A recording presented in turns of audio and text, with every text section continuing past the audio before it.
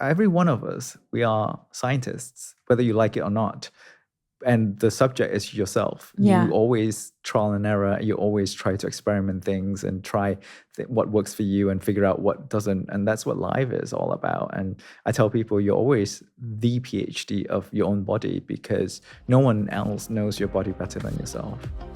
You're listening to Be Well by Kelly LeVeque. Dr. Latt Mansor is a globally recognized expert in human metabolism and performance. With a PhD in physiology, anatomy, and genetics from Oxford University, his research spans type 2 diabetes, cardiovascular health, and performance under hypoxic conditions. As the research lead at HVMN, he spearheaded a $6 million Department of Defense contract to explore ketones' impact on military performance and continues to lead pioneering studies on metabolic health. Dr. Latt Mansor in person. Thank you. Thank you. Gosh. It's so nice to finally see you. It has been 2 years. I know. It's just like, first of all, you're a breath of fresh air. You're like such a bright light and you're doing such important work. And I'm so excited to have this conversation with you. Yeah. Thank you very much. So for those listeners who haven't listened to our first episode, can you give me a little background on who you are, your research, and your involvement with Ketone-IQ? Sure. HVMN. Yeah. Nowadays, they go by Ketone-IQ all together because it's just easier. And we own the domain ketone.com now. So. Oh, there you go. Yeah. That's huge. Yeah. So I am Latt Mansor. I am born and brought up in Malaysia. And I left Malaysia at the age of 20, did my undergrad in biotechnology at University of Nottingham. And then I continued doing my master's in biotechnology at Columbia University in New York. That was my first time in the States. Lived there for 2 years and then left for a job opportunity in Germany within, it's a US company called the Medicines Company. It's a pharmaceutical company. Mm-hmm. So they promoted me into a full-time and then moved me to Munich, to the Munich office. I worked there for a year. And during that year, I got so inspired by the people within the company that I decided to apply for my PhD. So I got accepted, luckily, to Oxford University then. And I started my PhD in 2011. And physiology, anatomy, and genetics. I looked at the metabolism of type 2 diabetic heart in hypoxia, which is low oxygen environment, and looking at the link between diabetes and cardiovascular disease. And the two diseases that ran very rampant within my family, myself, because my mom's side has very high rate of diabetes and obesity, and my late dad died of stroke, and he had a heart attack before that and had an open heart surgery. So it's ironic that I ended up studying that for my whole PhD. And then I finished my PhD. I went back to Malaysia and Singapore and worked there for about 3 years before I got interviewed by HVMN in 2019. And they needed a research lead to run their $6 million government contract with the military. And it was in August 2019 that I moved to San Francisco, basically packed everything, moved there, my first time in the West Coast, and been leading all of the research efforts, the messaging, the scientific integrity, making sure that we are spreading the right information, accurate information, and also combating all the misinformation out there about ketones, about metabolism, and being a person who is passionate about metabolic health myself. I want to make sure that the privilege that I have had in studying all of this can be also translated and shared with people who haven't had that kind of opportunities around the world, especially where we are in a country where we are battling the increase in prevalence in chronic diseases. Yeah.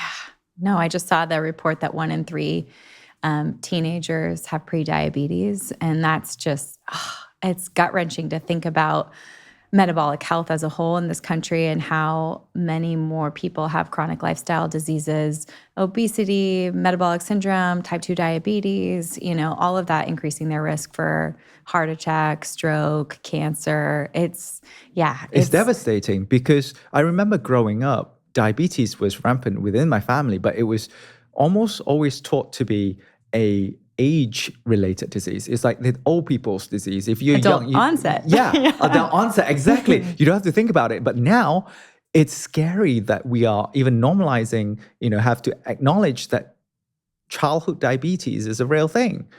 and these people might have to be on pharmaceuticals, on drugs for the rest of their lives if they don't improve their lifestyle. Right. And when we look at like the varying degrees of this, the different types of diabetes, obviously you have like the autoimmune type 1, and then you have type 2, which is like a metabolic form. And then, they say type 3 is Alzheimer's. And we're seeing reports of, women specifically more often than men having reports of Alzheimer's in their 30s, early 40s. Like these are diagnoses that we haven't seen. And it comes back to metabolic health. So that's why you're here, because I want to refresh everyone's memory on how do we create a body or, a body that is where metabolic health is the most important piece of the puzzle, so that our brain and body works, that we understand how metabolism works and how what our energy substrates are and how we can use those appropriately. Can you touch on what people can do to improve their metabolism and what their body is using as an energy source? Okay. So I'll answer the first question first. What can people do to improve their metabolism? I think it always boils down to the foundational stuff: your sleep, your movements, your nutrition, things that you spend more, your 24 hours. Out of the 24 hours, it's not the supplements that you spend most of the time with. It's not your workout that you spend most of your time with. You spend a lot of time sleeping. You spend a lot of time, managing your stress while you're working. And you spend a lot of time on these other stuff that needs to be dialed in first. I think all these different aspects of life are within our control to a certain extent. And we need to make sure that we are aware that these things are either going in the right direction or not, and then we fix it. And then on top of that, then we can start to fine tune depending on your goals. Is it to lose fat? Is it to lose weight? Is it to gain muscle? Is it to have better cognition and better productivity? Is it to increase your the hours in the day that you can be productive while still being able to sleep in the decent period of time? Those are the things that we can do to improve our metabolism. And same thing with, GLP-1 is very popular these days, right? It is not the magic pill, but because it does, what does it do? It makes you less hungry. So ultimately, it makes you eat less. So it's calorie deficit, right? So it still works on that basic aspect, which is the nutrition aspect of life. So there's no one magic drug that you can just take. I know a lot of us, we would love shortcuts, but ultimately, this is like diabetes, obesity, cardiovascular disease. These are lifestyle diseases, and lifestyle diseases has to be solved with lifestyle changes. And it is the consistency. It is the accumulation of positives that you stack on day after day that eventually translates to an outcome years later. When I studied diabetes, I found out that diabetes is a disease that doesn't show up overnight. It is a disease that has been developing for 10 to 15 years before you are even diagnosed with diabetes or type 2 diabetes, because it is the insulin resistance, it is the inflammation, it is the chronic, prolonged damage to your cells, to your pancreatic beta cells that creates insulin, and to your muscle cells that is supposed to react to insulin and bring in glucose and create energy. And that is what we are doing to our cells. So imagine if you're just stacking up all the positive day by day, you increase your insulin sensitivity by exercising. It has been shown exercise does increase insulin sensitivity. You increase, 0.1% every day. Over time, you are decreasing the risk of developing diabetes. And speaking of, using glucose for energy, that was your second question. What do we use for energy? So that is the term for macronutrient, macro. So macro is big. Micronutrient, we're talking about minerals, we're talking about, vitamins and all of that. But macronutrients is when we talk about energy. The three main macronutrients are carbohydrates, fats, and proteins. And proteins generally are the last things that we would use for energy because we want to keep protein as much as possible because it is essential for survival, it's essential for muscles, it's essential for recovery. So usually the body would burn either glucose or fats first. And then now we have the fourth macronutrient, which is ketones. Because when you drink ketones, like Ketone-IQ, your body will preferentially take it up, especially in the heart and in the brain, to use it directly to create energy, which is in the form of ATP in the cell. So I'll stop right there and see if you have any further questions. Yes, I do have further questions. First of all, I hadn't really thought of it as a fourth macronutrient. I had thought of it as a part of a fat subset because fat is when we break fat down, we produce ketones. But it makes sense because if you're taking them exogenously, then all of a sudden they're just an immediate form of fuel for your brain. Exactly. I think that is a very great nuance that you picked up because initially, when I think about ketones, before exogenous ketones ever existed during my PhD days, ketones were exactly as a subset of fat because fat breaks down to ketones due to the fact that fats cannot go through the blood-brain barrier, and usually the brain uses glucose for energy. But when we are fasting or when we are low on glucose, the brain needs other form of substrates and fats cannot pass through. Therefore, fats gets converted into ketones and ketones can pass through. So that's the whole origin story of ketones, why ketones are being created within our bodies. But because of the exogenous ketones emergence, now we are able to have access to glucose, fats, and ketones at the same time. So in a way, it presents itself as the fourth macronutrient and that our body can then pick and choose which is more efficient. And we can see that by labeling these molecules and then put people under PET scan and see which part of the body takes up those substrates as well. I went to Denmark end of last year in Aarhus University, and they created a tracer that labels ketones, that labels BHB, beta-hydroxybutyrate. And for 50 minutes, they measure every few seconds, 20 seconds or so, the transportation of ketones. When they inject it into their finger, they measure where it gets transported throughout the body. And the heart actually takes up quite a lot of the ketones, which is quite surprising. I would expect the brain to take up most of it. Some of it goes into the brain, but most of it takes up by the heart, and then the rest gets filtered in the kidneys. My new amino acid supplements come in flavorless and lemon water, and they're flying off the shelves, and here's why. I have meticulously sourced these vegan fermented essential amino acids from Japan. I am so proud of this being made the Be Well way, with maximum quality and minimum ingredients. My flavorless is simply those vegan fermented essential amino acids from Japan. Our lemon water contains minimal ingredients of only organic lemon powder, organic citric acid, and organic monk fruit. No natural flavors, no artificial flavors, no artificial sweeteners, no emulsifiers, no additives. This is simply that nutrition targeted for your goals. If you want to give my Be Well protein or aminos a try, or restock it if you're already loving it, take advantage of my gift for podcast listeners. Code podcast10 is going to get you $10 off just for being a listener. Write it down and shop with me after you listen. I'm thrilled to introduce a brand I truly trust for anyone starting their journey to parenthood. It's called WeNatal. As a nutritionist, my number one recommendation for anyone trying to conceive or who's expecting is always to ensure your nutrient status is on point. And that starts with high-quality prenatal supplements. The truth is, many prenatal vitamins out there use ingredients that aren't bioavailable, meaning your body can't fully absorb or use them. Even with key nutrients like vitamin D, many formulas don't pack enough of a punch to make a real impact. And that's why I'm thrilled to share WeNatal with you.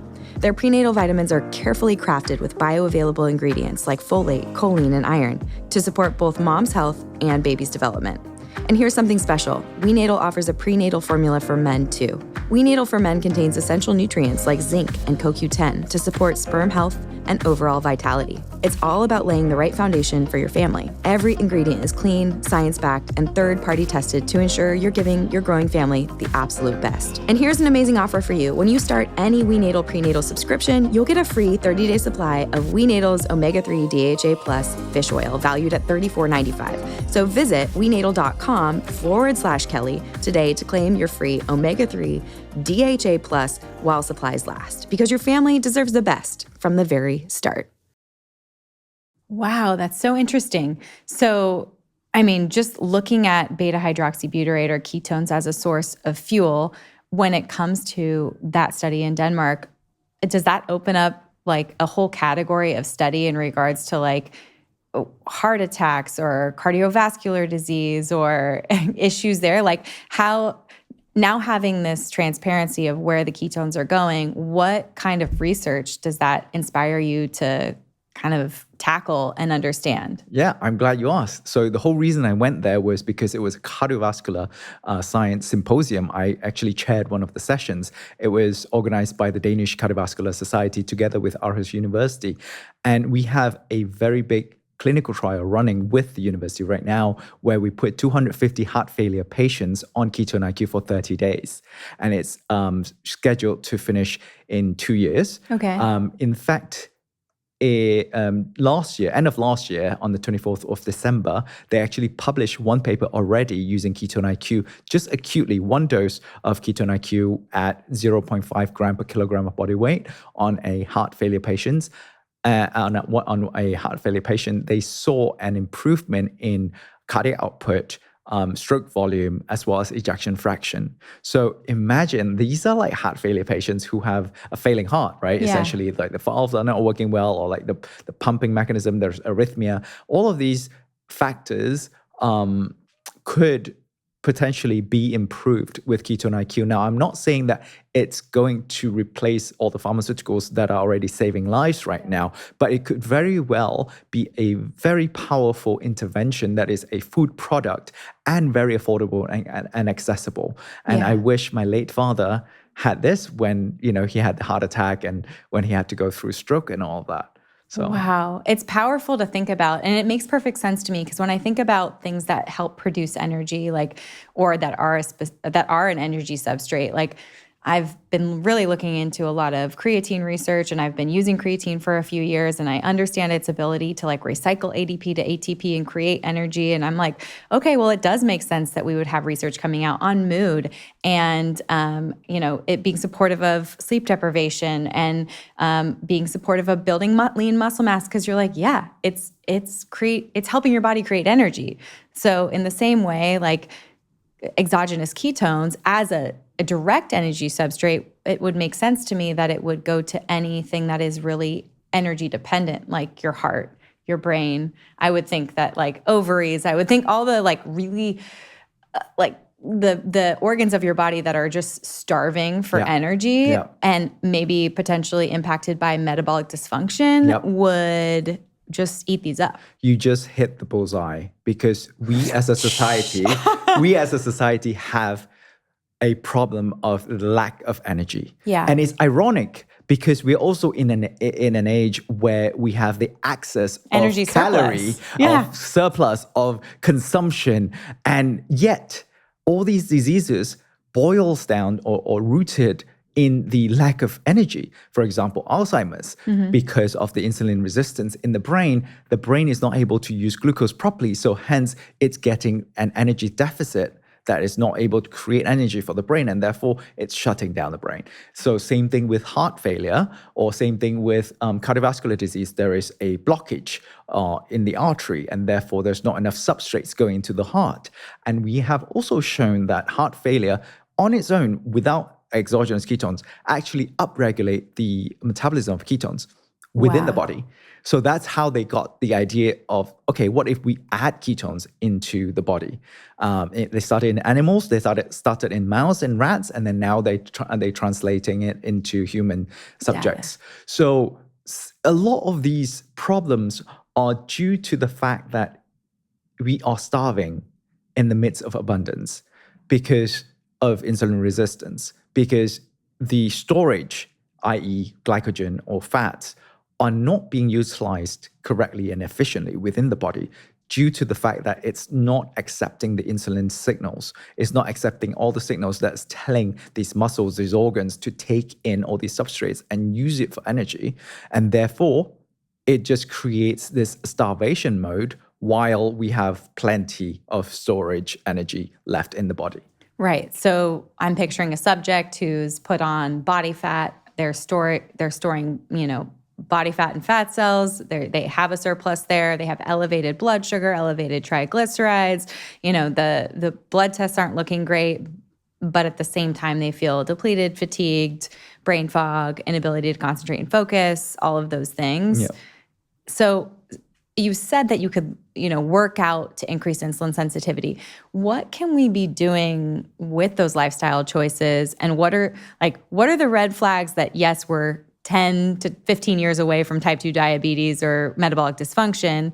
And what are the lifestyle things that we can do to make real change and see an impact? Because we don't want to be in a calorie surplus without feeling energetic.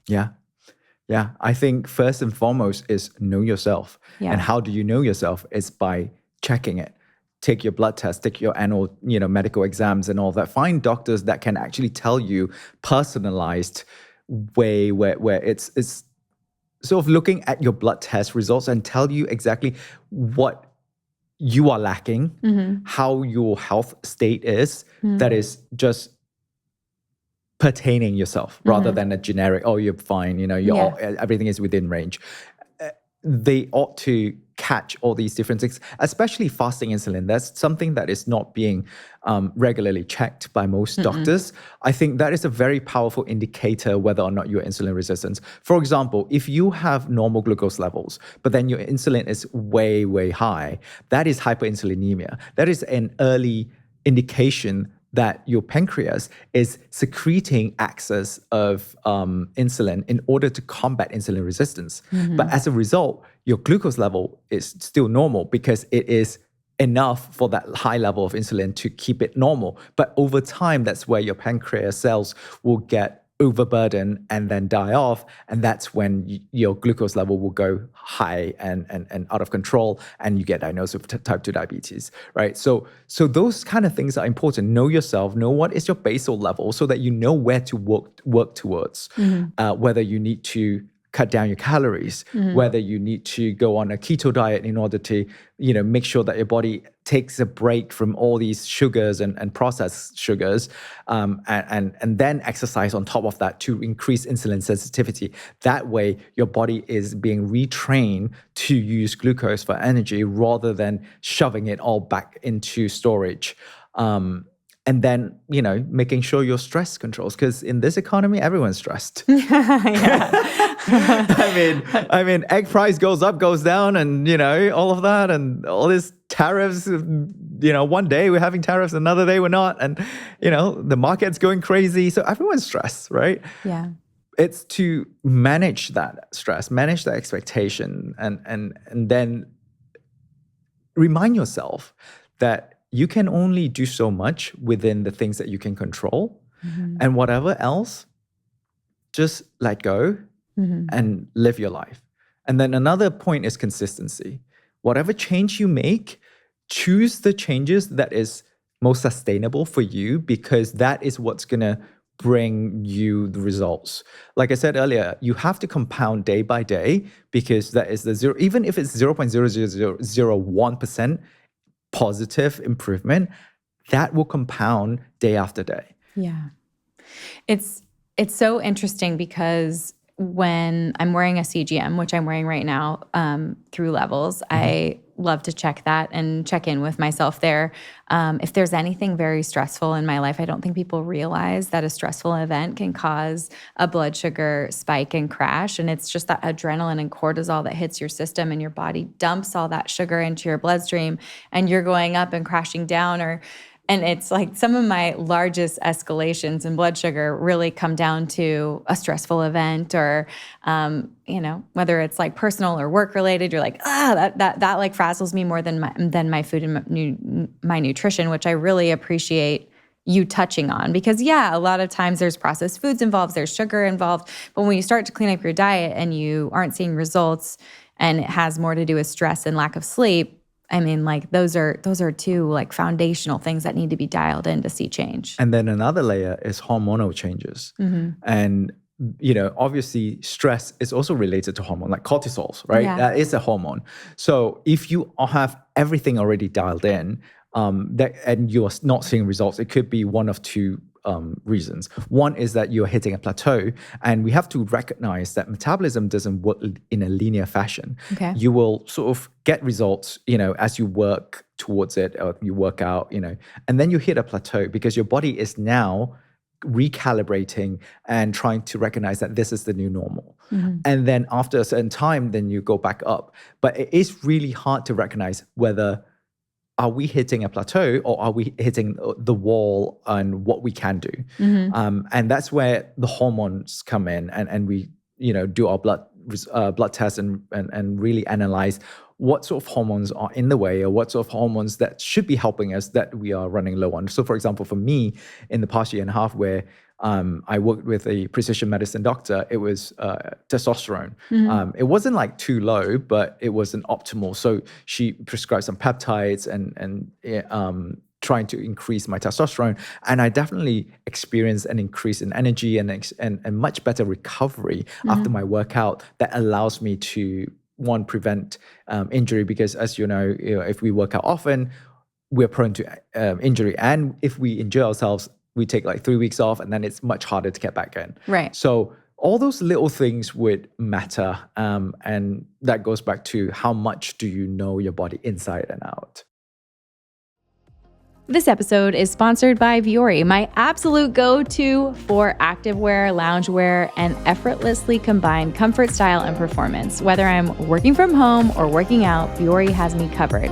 Now let me share a few of my current favorites right now. Right now, I'm living in my Vuori Performance joggers, my long sleeve Halo crew neck, my Halo Performance top, and these pieces are perfect for lounging and being able to go to a quick errand or school drop-off. The Halo Performance Jogger is my everyday essential. The fabric is incredibly soft. Seriously, it feels like butter on your skin, and they're part of Vuori's Dream Knit collection, which means they're made with ultra soft, lightweight fabric with relaxed fit, 4-way stretch, moisture-wicking properties. They're perfect for everything from low-impact workouts to just chasing my boys around the house.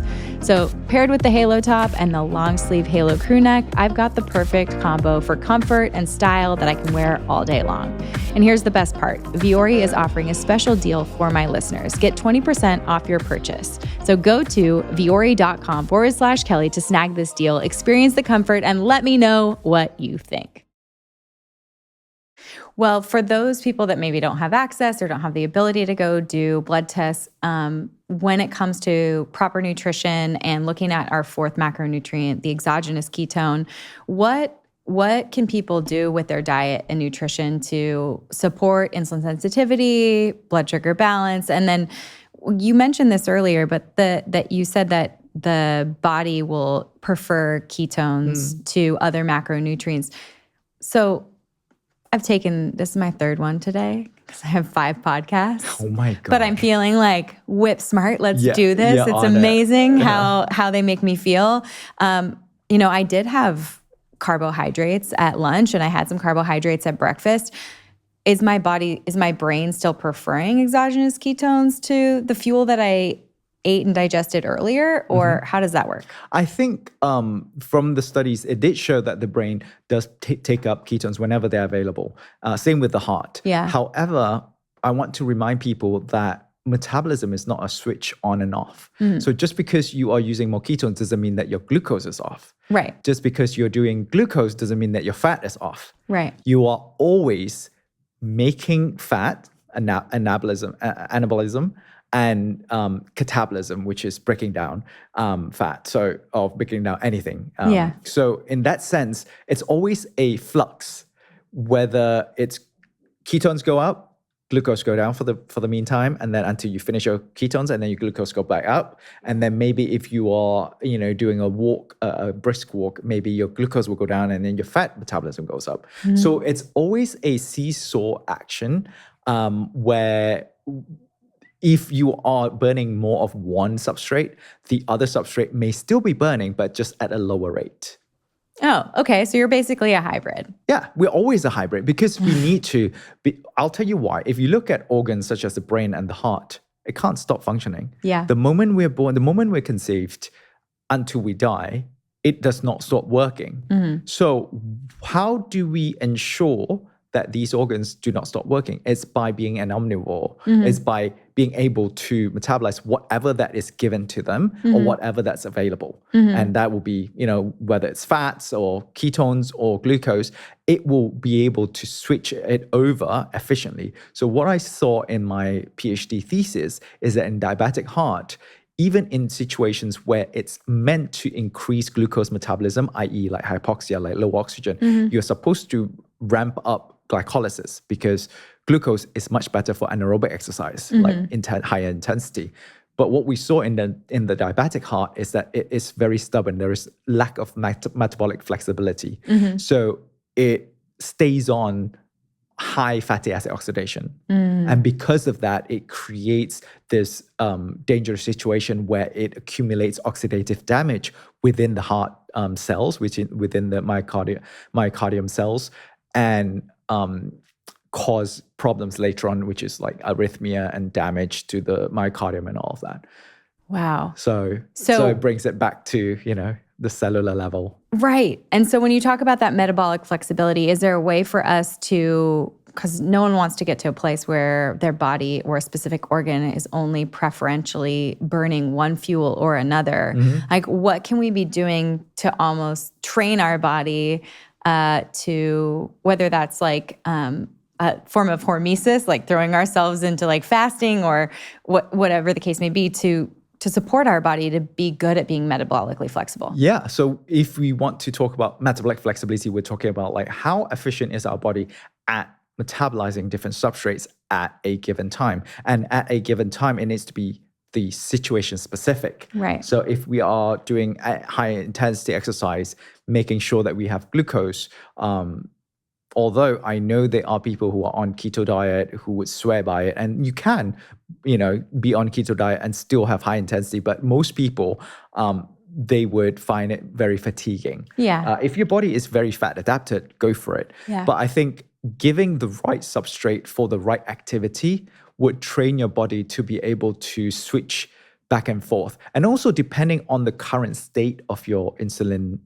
sensitivity as well. Because let's say if you are very insulin resistant, then maybe it's a good idea for you to lay off, sugar and do more of your macros around proteins and fats. And that way it gives your cells a break from, jacking up your insulin, jacking up the inflammation, and really lower the insulin overall over a long period of time in order for your pancreatic beta cell to regenerate. Yeah, that makes sense. So you've had a pretty big body composition change in the last year and a half or so.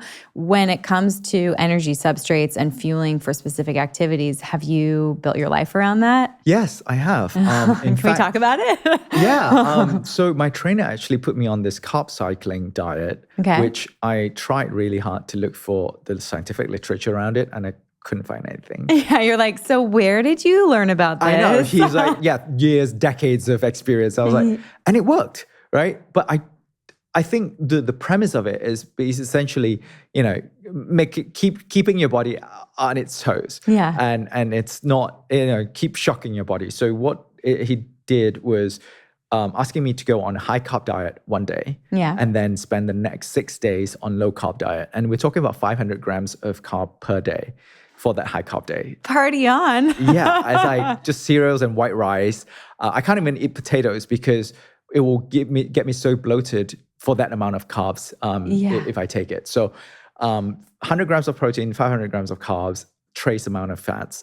And then the following 6 days, I'll be on 125 grams of carbs or 160 grams of carbs, 185 grams of protein. So really high protein, low carb and moderate fat amount. And essentially it's training my body to recognize again that I'm not in the starvation mode. Yeah. That I should be able to metabolize glucose correctly when I need it, because I do lift 4 times a week and do cardio on the rest of the days. So I keep an active lifestyle, and I just need my body to keep up with that, because for the longest time, I was overweight all my life until I was 22, until I was in my undergraduate days. And then I started exercising for the first time voluntarily. That's not like PE classes. And I lost about 45 pounds, but I was I was sort of unhealthily skinny at that point, because I was eating once a day, because I was working in a local cinema as a student. I was a poor student, it saves money. Yeah. And I was like running, and then I started joining the gym. But I had this trauma response where if I put on a little bit of muscle and I see the weighing scale going up, I get scared. I'm like, oh my God, I'm getting fat again. Yeah. So I starve myself, and not to a point of anorexic, but because I love food too much. Yeah. But I am still having like a chronic calorie deficit lifestyle.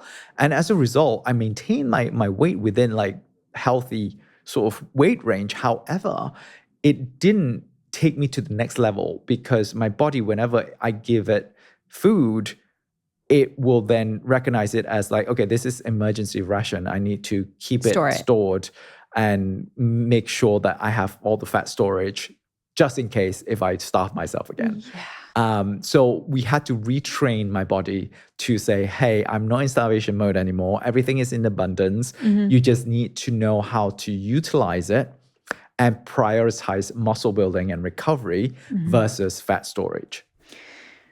I feel like that is a story that so many like people in general and people who have grown up maybe not the figure that they've wanted to grow up in, maybe like a little bit overweight, or women with who've had like eating disorders. It's a story. Like it's a real trauma response to get on a scale and see it go up, and to abandon all lifestyle changes out of fear. So what have you done around the scale to kind of change that narrative? And are you getting more information around that, like muscle mass versus fat mass or body composition? Like how have you gotten to a place where you feel comfortable and happy about? If I don't like the numbers, I just throw the scale away. Yeah, out the window it goes. Get a new scale. Honestly, I'm all about measurements. It's like I would get resistance with clients and they wouldn't see where they wanted the scale to go. And I know that plateau you're talking about. I also know it takes effort and work and time to see real change. And I always did measurements with it, because if we could see measurement changes, I could say like, you've lost 6 inches all over your body. Yeah. Like, do you know what that's like jean sizes? That's, and like that, oh my gosh, we're going in the right direction is such a different feeling for so many people. Yeah, and it's a positive reinforcement, and you have the motivation to keep going. So for myself, I think how I view it was, I have a set goal of weight. Like I need to be like, say 155 pounds. I would like to get to 155 pounds. Yeah. I was 185 when I started, and now I'm around 161. Okay. So I'm almost there. But once I get to 155, I think the next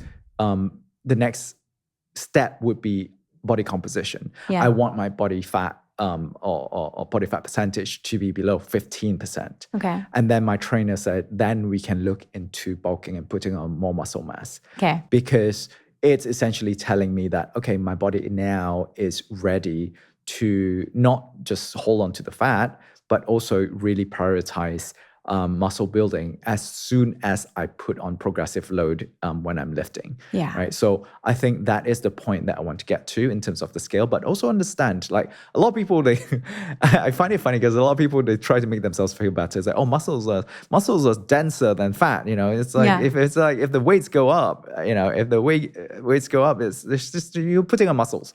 Yeah.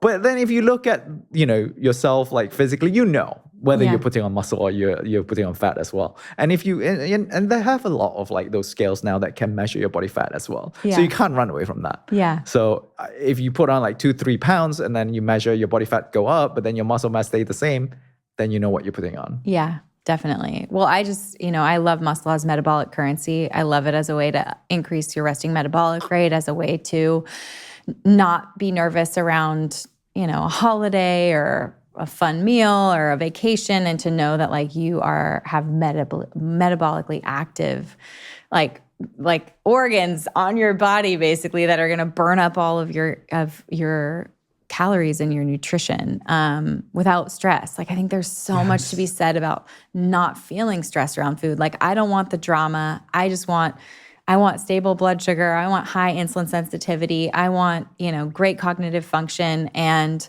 I don't want to have to change sizes all the time. Yeah.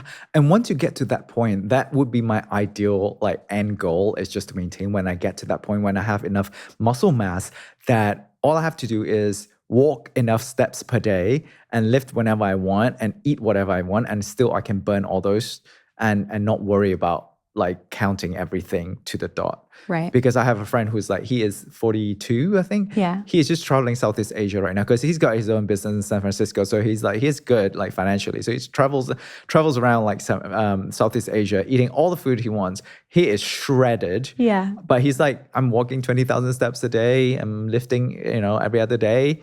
And that's the goal, because his muscles are doing the work when he sleeps. Right. You are at that point where it needs so much calorie just to maintain yourself. Right. And your body will naturally and automatically preserve muscles over anything else until you really starve yourself. Then it breaks down muscles. Right. But natural state is to preserve muscle once you have them. Right. So work hard, get them, and don't have to worry about calories anymore. Heck yeah. It's like that scaffolding. Put that metabolic scaffolding all over your body, but it doesn't happen overnight. I think that's where people quit, is they like put in the work for 2 to 3 weeks or 6 weeks, and they get to that wedding or that event or that thing, and they like, yay, I did it. And then everything goes out the window. And it's like, there's a little effort you put in the effort, but the initial work is really what builds that metabolism. Yeah. And I tell my friend as well, who just started working out, to really milk that newbie gain. Yeah. Like when you first started working out, there's this thing called like, newbie gain, where your body will get so shocked and you will start putting on muscle very quickly and then you start losing fat very quickly. You should milk that and work as consistent as you can, be as precise as you can on your nutrition and your workout, work with your coach and milk that, because once you get that, it's just a better foundation to build upon. Heck yeah. I love that. That's great advice. And it gets people who maybe aren't on a nutrition or strength training protocol to get excited and motivated by it, because there is so much improvement that can happen early on in the beginning of someone's training routine and when they're taking on these new lifestyle changes. So when it comes to ketones, can we talk a little bit about how this may support someone on like a metabolic health journey, how it may support them through like body composition changes, and then we'll go into all the other things that you're researching with Ketone-IQ. Yeah, sounds great. Okay. So we talked a lot about giving you energy, about your brain needing ketones, and we have got studies that are coming out soon looking at ketones and Alzheimer's and neurodegenerative diseases. But what a lot of people don't know is that while it is also being used primarily for endurance exercise, it is also useful for anaerobic exercise. So we have a study that got published earlier this year looking at anaerobic exercise, and when people are on Ketone-IQ and carbs, because they had a full breakfast, all of them have a standardized breakfast, but then there is a placebo group and a Ketone-IQ group. The Ketone-IQ group showed improvement in average power, in peak power, and velocity or cadence when they did the Wingate test, which is a sprinting test, 5 sets of 10-second sprint and then 30 seconds rest. And it's huge because for the longest time, as we talked about earlier, is that ketones is just a subset of fat. So it should help endurance athletes a little bit more than anaerobic or high intensity exercise athletes. But no, we found that it could be an effect on the brain, that it could sort of numb the pain of an anaerobic exercise, similar to that of caffeine, an analgesic effect. But as to what the real mechanism of action is, we still don't know unless we run some cellular work or some animal work to really look at the brain. And then another aspect of muscle building and body comp is that there is a study that showed when ketones are taken with carbohydrate and protein after a workout, it actually increases mTOR activation. And mTOR activation is important for protein synthesis. And protein synthesis is important for recovery and muscle building. So that could also help with recovery. We did finish a study now. We just submitted for publication at Circulation Research in Belgium, KU Leuven University. We looked at recovery in hypoxia. So we looked at EPO, erythropoietin, which is a signal to increase your red blood cells formation. We looked at angiogenesis, which is new blood vessels formation. And we saw an improvement in both. For athletes. So which means, we are looking at improving oxygen delivery throughout your body when you have ketones after exercising in high altitude, for example. Wow. So it's like you're planning to climb Everest. This is what you put in your pack. Some people, there's actually a published paper that looked at ketones being able to counter altitude sickness. Wow, that's so interesting. I mean, great to know for anyone going to ski a high altitude mountain or any time. I remember getting altitude sickness all the time when I was a little kid driving, even just from Southern California up to Mammoth Mountain, which is the Sierras. I don't know, I'd wake up, I'd be dizzy, I would throw up. It was the worst. I mean, it was when I was little. And I think I was pretty much dehydrated, probably low electrolyte levels. But just to know that this is supportive of that is great. Yeah. So thank you for coming out with flavors. And I want to be totally clear to the audience. This is not a sponsored podcast. I am not an investor or an advisor, although I'd like to be if they're listening. Hey guys.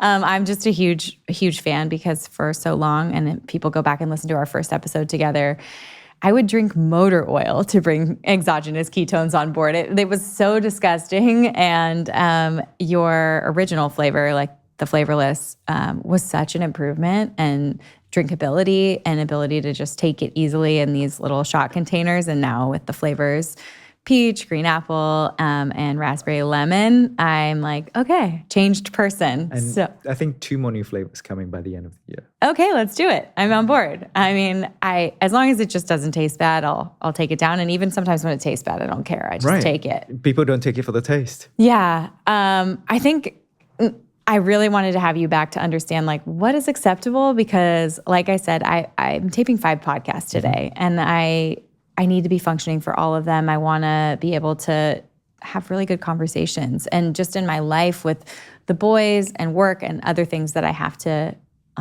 be in charge of, I do like to pack my podcast days, and I like to take one kind of before each one. So 3 to 4, today I have 5. So I might be taking 5. What's acceptable? What are the side effects? Are there any? So what we usually tell people is having 3 per day. Okay. That's the sort of limit. But depending on your need, a lot more people would have a lot more than 3. For example, Ashley Paulson, who won the Badwater race, she was running for 22 hours. In that time, she had 12 shots. Okay. So it depends on how much you want to use it, or how much you need it. For me personally, and I was saying this off camera as well, and I take about 5 per day, 1 before any podcast, and I'll have 1.5 before my workout, and I'll have 2 before bed. Okay. So that's my limit. And a lot of these studies as well, their body weight match because it's a macronutrient. So you can imagine if you're a bigger person, you'll need a higher dose to have the same effect. So same thing with glucose and all of that, right? So if you are a bigger person, you just generally, will get more diluted in your, the volume of blood that you have, for example. So there'll be less ketones available to your muscles if you have less. So yeah, in terms of side effects, we have negligible to no side effects that has been reported even at the highest dose. A lot of people feel one caution I want to say, some people who have done it with black coffee on an empty stomach and then they take ketone on top of that, they might get a bit of GI distress just because of the coffee and the acid. That makes sense. Yeah, I mean, that's just trying to create that. But It's a gut bomb. Generally we haven't seen any side effects on it. So why are you taking 2 at night? I take 2 at night because it has been shown to be anxiolytic, so it sort of calms down. The key is not taking it more than an hour before bed, because then my brain will get active. I'll take it right before bed. Okay. And it helps my sleep quality. There are a lot of athletes of ours actually take it before bed, and they measure their Whoop score and it improves it. And as I was saying, we did apply for a grant with NIH looking at sleep apnea. It may also help people with sleep apnea who has obstructive sort of sleep apnea, where they have lack of oxygen going in. So that hypoxia. Hypoxia, exactly. It goes down to hypoxia. We do believe that ketone is a very powerful intervention against hypoxia. It does show that it improves oxygen saturation whenever people, whether they are working out in high altitude in hypoxia or in sleep apnea situation, or even going back to the heart failure patient, right? Like you are probably getting lack of oxygen within the heart as well. So we're all looking at, first of all, energy efficiency, how efficient ketone is in delivering that, because ketones gets carried into the body. We didn't talk about this earlier. It gets carried into the cell using MCT, which is different than medium chain triglycerides. This MCT is monocarboxylase transporter, which is a transporter that shuttles ketones, the molecule, into the cell, which is very different to glucose, because glucose gets GLUT, which is glucose transporter, and that reacts or responds to insulin signaling. Right. So ketone is independent of insulin signaling. That's why ketone is providing that auxiliary fuel to people who are insulin resistant. So if there is a traffic jam, I need to go to LAX for my flight after this, right? There's a traffic jam, but ketone is providing an alternative route where it's not affected by the traffic jam. That's so great. I mean, it's so interesting that we have so much research around this. And I think about like even my delivery with Sebastian. So my first child, they thought they basically diagnosed with potential oxygen deprivation at first, like right when he was being delivered. He came out and he was not pink. He was sort of like, grayish color. And it was like an emergency situation. He was rushed from St. John's to CHLA. And luckily for us, it ended up being that wasn't his diagnosis. But that diagnosis comes with a load of issues. Obviously, if there's oxygen deprivation for the child in utero during delivery, things like cerebral palsy can be a diagnosis, and among others. And it's very scary.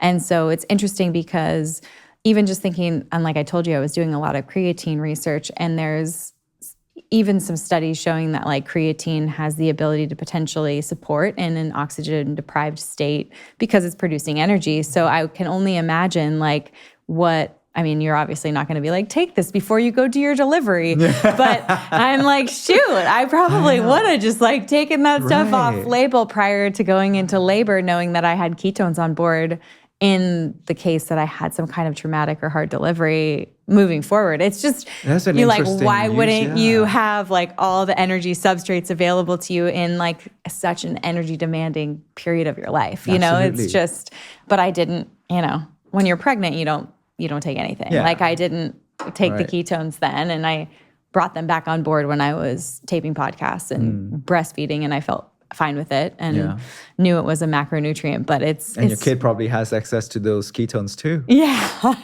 Hey, that's why my youngest is so smart. No, I'm kidding. And the Dr. Tommy Wood from Seattle, when I interviewed him at our podcast a few years ago, I learned something new from him. He said, in infants, when their brains are developing, what do they use to develop your brain? Because brain primarily made out of fat. Yeah. But as we talked about earlier, fats cannot get through the blood-brain barrier. Yeah. So what do they use? They use ketones. And ketones build the fat of the brain. And ketones build the fat, and then it builds the neurons, the fat cells. Wow. The brain cells. Yeah. So yeah.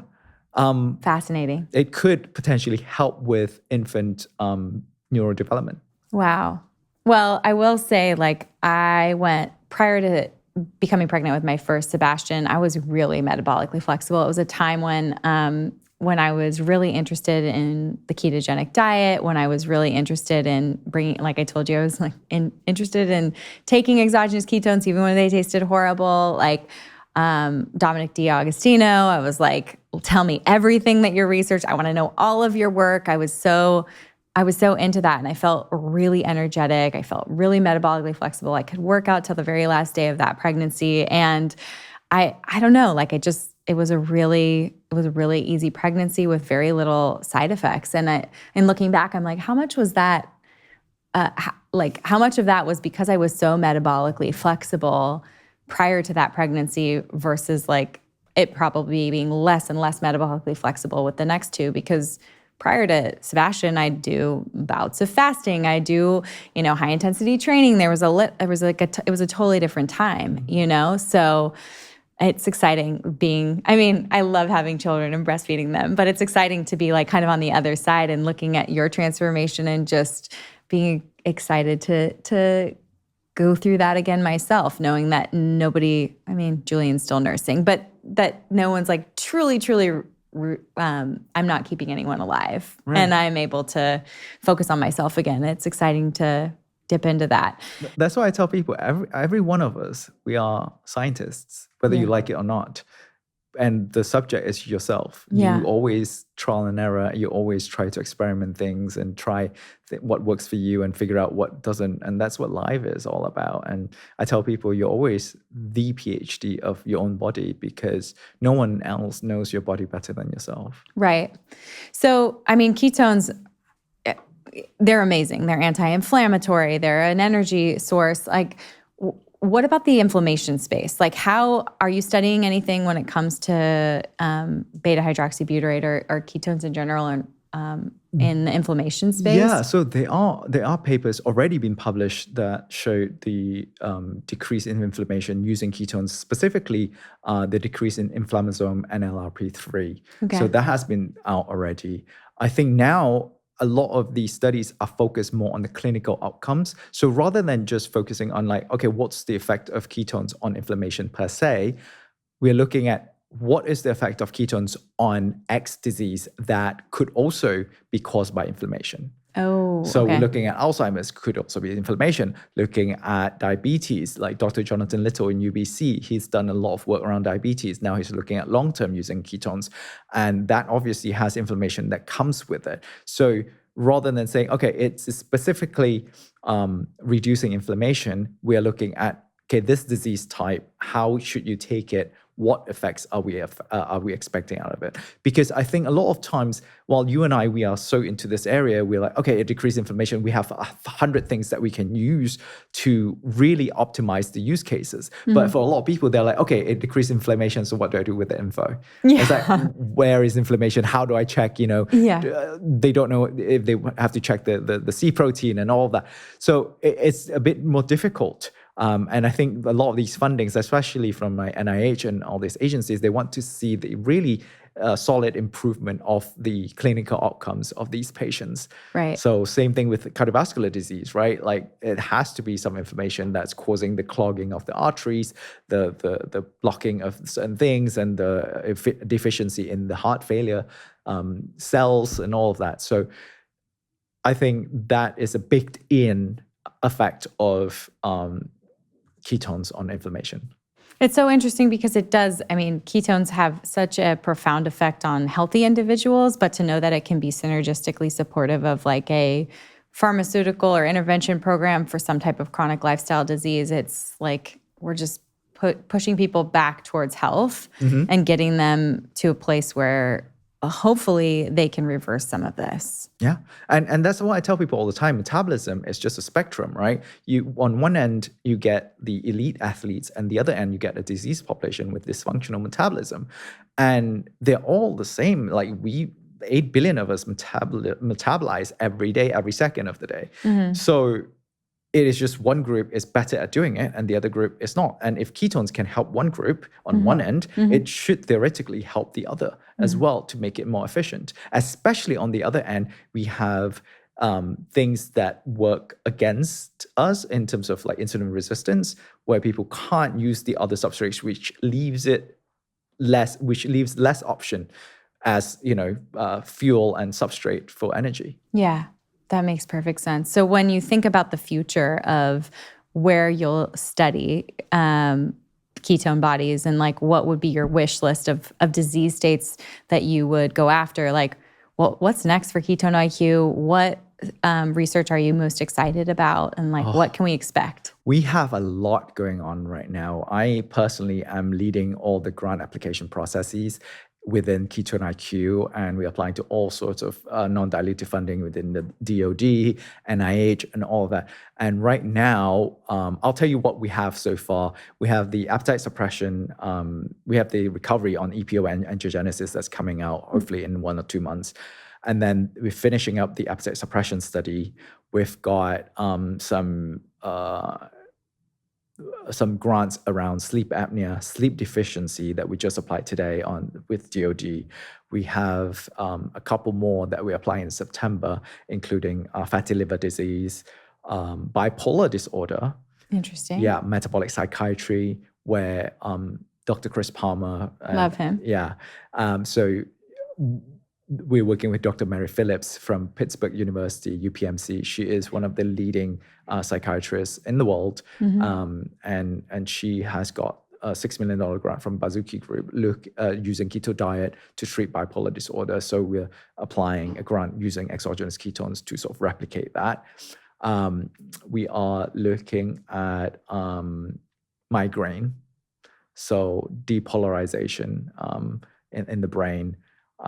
So these are the ones that we are going to apply to. And I think what I'm most excited about, for me, has always been a personal passion of mine in cardiovascular disease. So I am most excited about the 250 heart failure patients in Aarhus University in Denmark, in having, Ketone-IQ in their system for 30 days. Because at the end of the day, cardiovascular disease is still the first killer in the world. And while all these other chronic diseases are comorbidities that are contributing to the risk of cardiovascular disease, like obesity, diabetes, and whatnot, if we can ultimately help people with cardiovascular disease, that means that that's at the end stage. Imagine the things that we can do before that to prevent that. Yeah. So we can have the whole myriad of solutions for people who are at risk and for people who are. There's no such thing as too late now. You can still take ketones and try to reverse that condition and try to make your body more efficient at creating energy and at adapting to hypoxia, even though your blood vessels are clogged and you have lack of oxygen into your heart. Now you can start using that, and then that will give you the push to then live a healthier lifestyle, and then that will unclog it, and hopefully, and that will reverse aging. Who knows?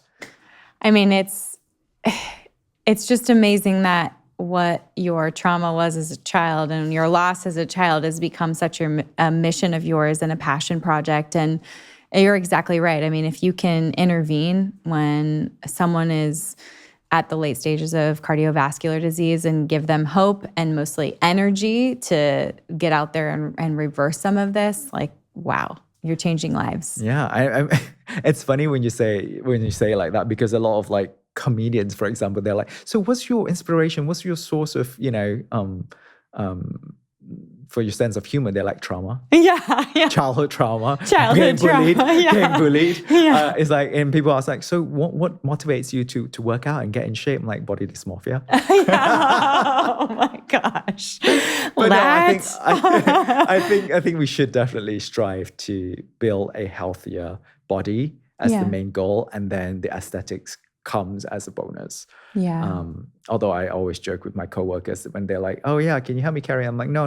All these muscles are not functional. They're just for looks." Yeah. Yeah.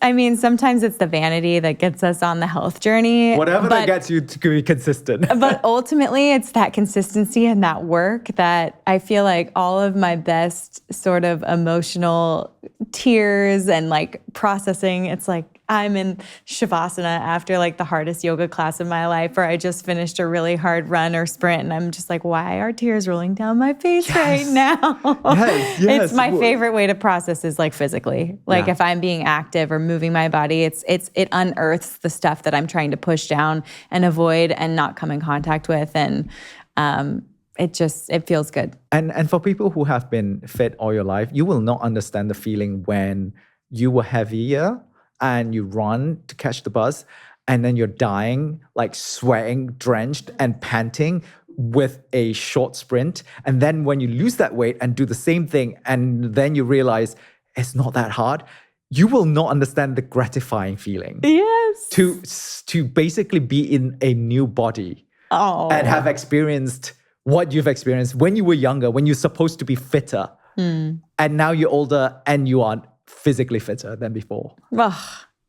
I'm so proud of you. It's not that it's my place to say that, but it's just, I feel like you need acknowledgement because it's consistency day after day, time in the gym, dialing in your nutrition, going to bed when you could. I was talking about it with my production team earlier, revenge insomnia, where you just like, I worked so hard today. I was so stressed. I just want to like stay up and have me time. And I'm like, I'm such a, like, I can't do that to myself. But it's sometimes you're like, I've been giving and giving and giving to everyone else, whether it be like work or my family or whatever. And you just want like some time to yourself. That is so true. And I think as we grow older as well, we realize like time almost passes by much quicker. So much faster. And I'm turning 40 in 2 weeks. You're a baby. Well,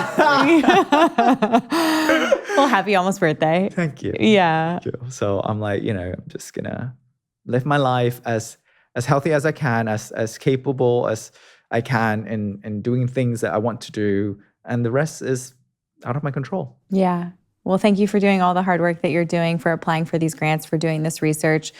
I think about, everything from cardiovascular disease to metabolic health to mental health, like these bipolar studies that you're in, like going into with Chris Palmer, and just like that warms my heart so much to know that we are looking at other whether it be energy substrates or ketones specifically, as options for all of these disease states. Yeah, it's so crazy. And the way how UPMC Pittsburgh came to us was because one of their participants couldn't do the keto diet because she's a runner, she's a marathon runner, and she has some races and she has to do carbs. And that's how they came across Ketone-IQ and trying to explore having exogenous ketones. And within the first 3 days of her taking it, and this was from her telling the researcher that the noises quiet down after she took Ketone-IQ. And I got goosebumps hearing that. And I'm like, we need to apply for a grant to look into this, because we know that keto diet works. And what if somebody can't be consistent with it? What if somebody can't adhere to it? What if, it's a lot of people. Yeah. It's hard to do. Yeah.